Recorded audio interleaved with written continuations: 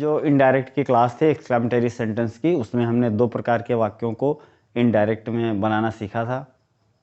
आज तीसरे प्रकार के वाक्यों को सारो और ग्रीफ और चौथा अपलाज, इन वाक्यों को डायरेक्ट से इनडायरेक्ट में बनाना सीखेंगे।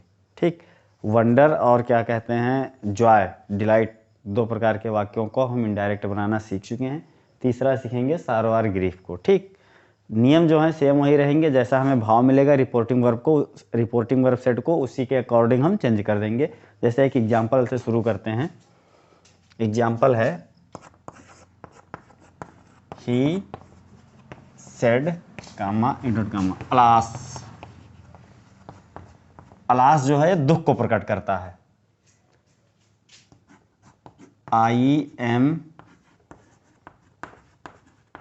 ruined, full stop comma close. हाँ, एग्जाम्पल में हमने लिखा he said alas I am ruined। आपका जो रिपोर्टिंग स्पीच है ये हमें दुख का भाव दे रहा है। किसका भाव दे रहा है? दुख का, कि हाय मैं बर्बाद हो गया। अब यहाँ पर जो स्पीकर है ही, उसने क्या कहा? हाय मैं बर्बाद हो गया। तो इसका जो मतलब है ये भाव आ रहा है इसमें किसका? दुख का।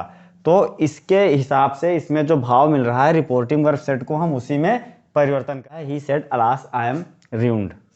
ठीक, तो इसका जो भाव आ रहा है रिपोर्टिंग स्पीच का, इससे आ रहा है दुख का भाव। रिपोर्टिंग स्पीच जो है इससे हमें दुख का भाव आ रहा है, जिसको अंग्रेजी में सारो कहते हैं।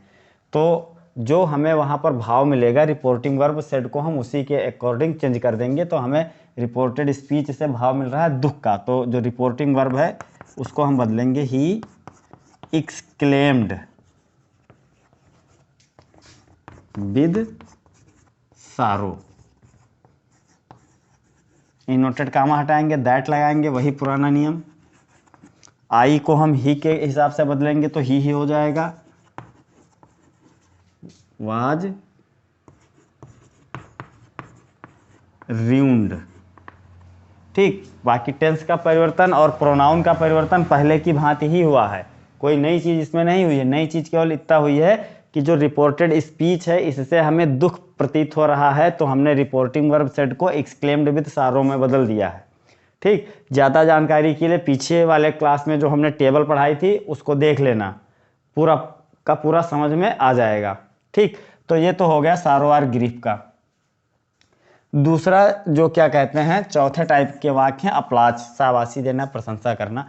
जैसे आप कोई अच्छा काम करो या हम अच्छा काम करें तो हमें ब्रेवो या वेल्डन कहकर जो वेट किया जाता है, शाबाशी दी जाती है, वो अपलाज के कैटेगरी में आती है। तो नेक्स्ट उदाहरण आप देखिए।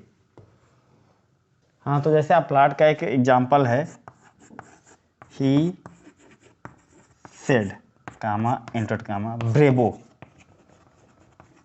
ब्रेवो को मतलब होता है शाबाश, bravo. You have done well, full stop comma close. यहाँ पर साइन ऑफ एक्सक्लामेशन है ब्रेवो के बाद। दैट्स मीन ये जो सेंटेंस है एक्सक्लामेटरी सेंटेंस है। ठीक, उसने कहा शाबाश, यू हैव डन वेल, तुमने बहुत अच्छा किया, तुमने बहुत अच्छा किया है। ठीक, तो यहाँ पर ये क्या कर रहा है, जो स्पीकर है शाबाशी दे रहा है। स्पीकर जो है, वक्ता जो है, रिपोर्टिंग वर्ब जो है शाबाशी दे रहा है, और रिपोर्टेड स्पीच से हमें शाबाशी का भाव मिल रहा है, प्रेज का भाव मिल रहा है। तो हम लिखेंगे he applauded him, he applauded him that he had done well। दूसरे प्रकार से इसे हम ऐसे बना सकते हैं ही अपलाडेड हिम सेइंग दैट भी कर सकते हैं। यहाँ पर उसने उसे यह कहते हुए शाबाशी दी कि तुमने बहुत अच्छा किया था। ठीक, यहाँ पर हम चाहें तो सेइंग लगा सकते हैं, चाहो तो लगा दो, अगर ना चाहो तो ना लगाओ, वाक्य गलत नहीं होगा, इतना ही सही है। दूसरे प्रकार से इसे एक्सक्लेम करके भी बना सकते हैं। तो जब एक्सक्लेम करके बनाएंगे तो ये इस प्रकार बन जाएगा, ध्यान देना, ये नीचे वाले का ही ऊपर उतार रहे हैं। He exclaimed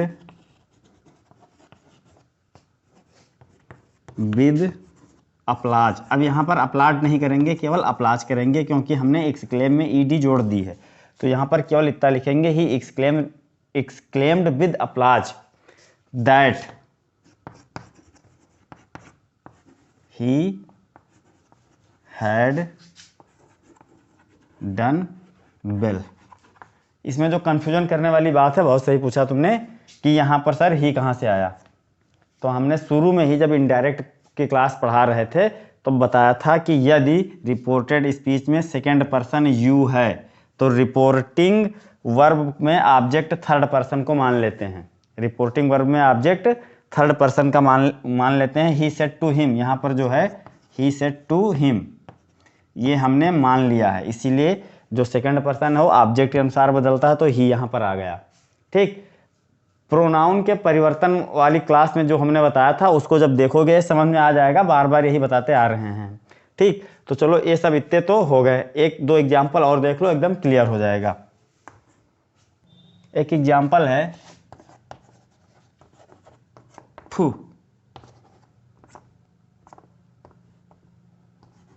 what a dirty child, कामा, और ये जो है ये डबल इनोटेड कामा में है। ये रिपोर्टिंग स्पीच जो है इसमें पहले है। Said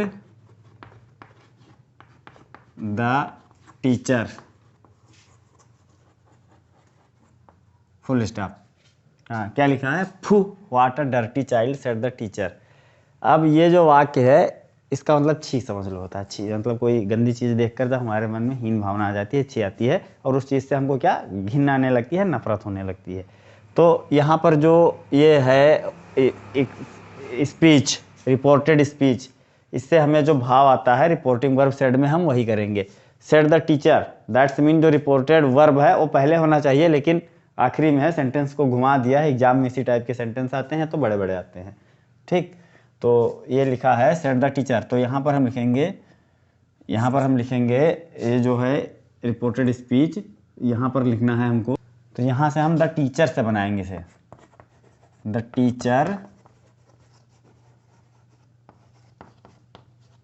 exclaimed hate fully that the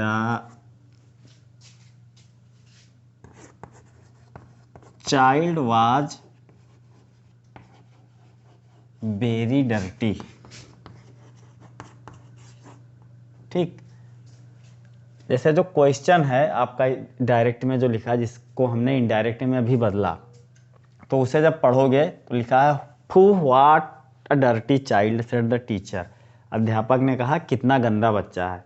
क्या कहा, कितना गंदा बच्चा है। पहले हिंदी में समझते हैं, फिर एकदम अच्छे से समझ में आएगा। कितना गंदा बच्चा है, साइन ऑफ एक्सक्लेमेशन। यहाँ पर इसको भी लिख लेते हैं, छी कितना गंदा बच्चा है। इसका यह मतलब हुआ कि जो बच्चा है वो बहुत ज़्यादा गंदा है। बेरी, देखो यहाँ पर बेरी शब्द आया है। जो व्हाट है वो ग्रेटली या बेरी को एक्सप्रेस करता है। जो टेबल हमने बनाया था उसमें एक्सप्लेनिंग मीनिंग में, तो जब पढ़ोगे तो जो व्हाट आएगा तो उसमें क्या आएगा, बेरी, बेरी ग्रेटली। ठीक, मतलब बहुत ज़्यादा। यहाँ पर जो अध्यापक हो प्रश्न नहीं पूछ रहा है कि कितना गंदा बच्चा है। अगर प्रश्न पूछता तो ये इंट्रोगेशन होता, ऐसे वाला निशान होता। ठीक, सबसे बड़ी पहचान तो ये है इंट्रोगेटिव सेंटेंस की कि उनके अंत में इंट्रोगेटिव का निशान होता है। दूसरी बात, जो एक्सक्लामेटरी सेंटेंस होते हैं उनके अंत में ये वाला निशान होता है, साइन ऑफ एक्सक्लामेशन। ठीक, और इसमें जो इंट्रोगेटिव वर्ड आते हैं उनका मतलब क्वेश्चन नहीं होता है, उनका मतलब ये होता है कि वो चीज़ों को ज़्यादा बढ़ाकर बताते हैं। ठीक, कितना गंदा बच्चा है, इसे जब हम क्या कहते हैं असर्टिव सेंटेंस में चेंज करेंगे तो इसकी मीनिंग आ जाएगी कि बच्चा बहुत ज़्यादा गंदा है। क्या आ जाएगा इसका मतलब, बच्चा बहुत ज़्यादा गंदा है। ठीक, उसी को हमने क्या कहते हैं, एक्सक्लामेटरी में ऊंचे लिखा है, नीचे असर्टिव सेंटेंस में लिखा है, तो हम इसको असर्टिव सेंटेंस में बनाकर इनडायरेक्ट में परिवर्तन कर देते हैं। ठीक, बस आज के लिए इतना ही काफ़ी, बाकी का कल पढ़ाएंगे बड़े सेंटेंस को इनडायरेक्ट में बदलना।